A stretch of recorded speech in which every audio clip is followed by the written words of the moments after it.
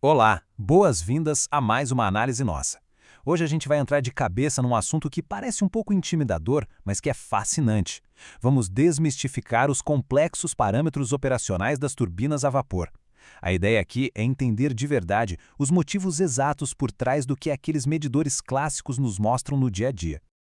A nossa pauta de hoje cobre 5 passos principais. Primeiro, pressão absoluta e vácuo. Em seguida, o combustível da turbina. Depois, saturação e segurança.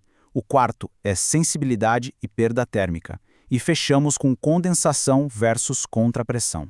Vamos logo para o primeiro ponto: pressão absoluta e vácuo. Olha só, existe um erro de conceito muito clássico no campo. É bem comum que as equipes de operação chamem o vácuo de pressão negativa, simplesmente porque o ponteiro do manômetro cai abaixo de zero. Mas, falando em termos absolutos, não tem absolutamente nada de negativo nisso. O vácuo é apenas um estado abaixo da nossa pressão atmosférica normal. A escala absoluta real começa lá no verdadeiro zero. O que acontece é que o manômetro, aquele aparelhinho físico, só desconta 1 bar da atmosfera que já está pesando sobre todos nós. Para colocar isso numa perspectiva prática, se o painel marcar um vácuo de menos 0,90, a gente está falando, na verdade, de apenas 0,10 bar de pressão absoluta. Entender isso muda tudo, porque o vácuo nada mais é do que uma ausência de atmosfera. E é exatamente essa ausência que vai ditar o nível de eficiência que a máquina consegue alcançar. E assim, a gente avança para o segundo tópico: o combustível da turbina. Aqui a coisa fica muito interessante. Costumamos achar que o vapor, por si só, é o combustível que move o sistema. Mas a verdade é que o que a máquina consome fisicamente é energia térmica escondida dentro desse vapor. A gente mede essa energia térmica usando um conceito chamado entalpia. É essa entalpia que atua como o verdadeiro combustível responsável por fazer a turbina girar com força. Tem uma citação do nosso material base que bate exatamente nessa tecla. Ela diz que a turbina é essencialmente um motor térmico rotativo, ou seja, toda aquela energia do vapor, que a gente acabou de ver que é entalpia, é o que de fato se transforma em energia mecânica. Simples assim. E como essa transformação gigantesca acontece na vida real? Bom, o vapor entra passando pelas válvulas e chega até os injetores. Esses injetores funcionam como se a gente apertasse a ponta de uma mangueira de água. A passagem fica mais estreita, a pressão cai e o vapor ganha uma aceleração brutal. Estamos falando de velocidades impressionantes, batendo na casa dos 60 metros por segundo. Toda essa energia cinética bate de frente nas palhetas móveis, virando rotação e gerando trabalho de verdade. Agora vamos para o tópico 3: saturação e segurança. Esse é o momento de falarmos sobre um perigo silencioso. Acontece que as distâncias entre as palhetas lá dentro da turbina são rigorosamente fixas.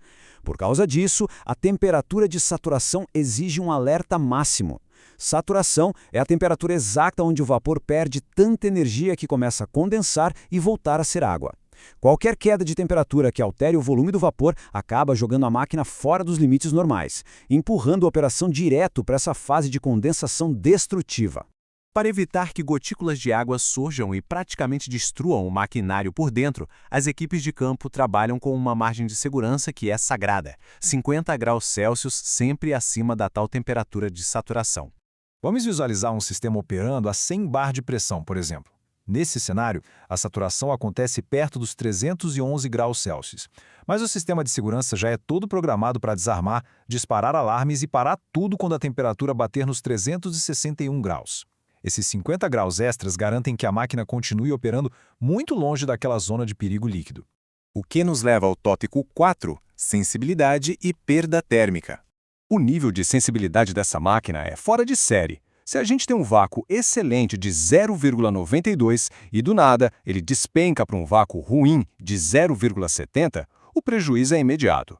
A temperatura de escape sobe e perde-se na hora uma quantidade colossal de energia. Entre 300 e 400 kW vão embora de uma vez. É um impacto imenso gerado só por uma piora no vácuo. E tem mais. Uma boba redução de apenas 10 graus na temperatura do vapor de entrada já corta a potência drasticamente.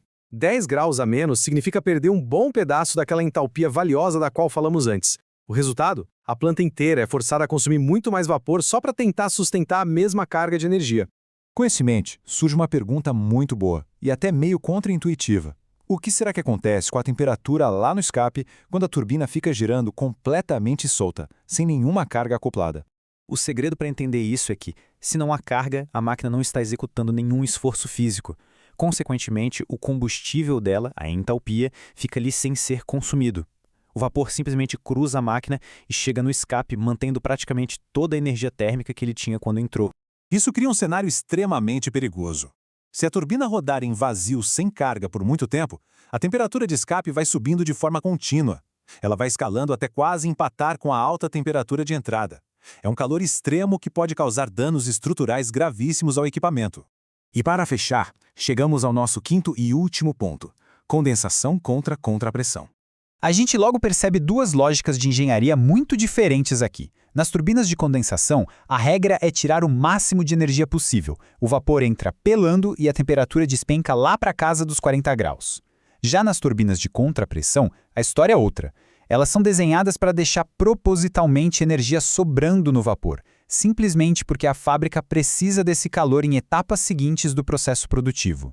Nessas máquinas de contrapressão, a temperatura de escape atua como um termômetro da saúde geral do sistema. Se ela estiver alta demais, é um alerta vermelho de energia não consumida. E na grande maioria das vezes, a culpa é da sujeira ou de incrustações profundas que blindam o maquinário e impedem a absorção térmica correta. Por outro lado, para proteger as turbinas de condensação contra aumentos bruscos, a engenharia apela por um mecanismo engenhoso de spray. É injetada a água de forma física, criando um resfriamento que segura firmemente as temperaturas lá embaixo, numa margem segura entre 45 e 70 graus Celsius. Toda essa nossa jornada levanta uma reflexão fantástica. Se a temperatura de escape é só um sintoma de um combustível que não foi queimado, o que os ponteiros lá na sala de controle estão de fato revelando sobre a eficiência oculta da turbina? Quando a gente muda a forma de ver a dança entre pressão, entalpia e temperatura, paramos de apenas ler números cegos em um painel. Passamos a finalmente enxergar com clareza todas as forças invisíveis que realmente garantem a performance e a segurança na engenharia do dia a dia.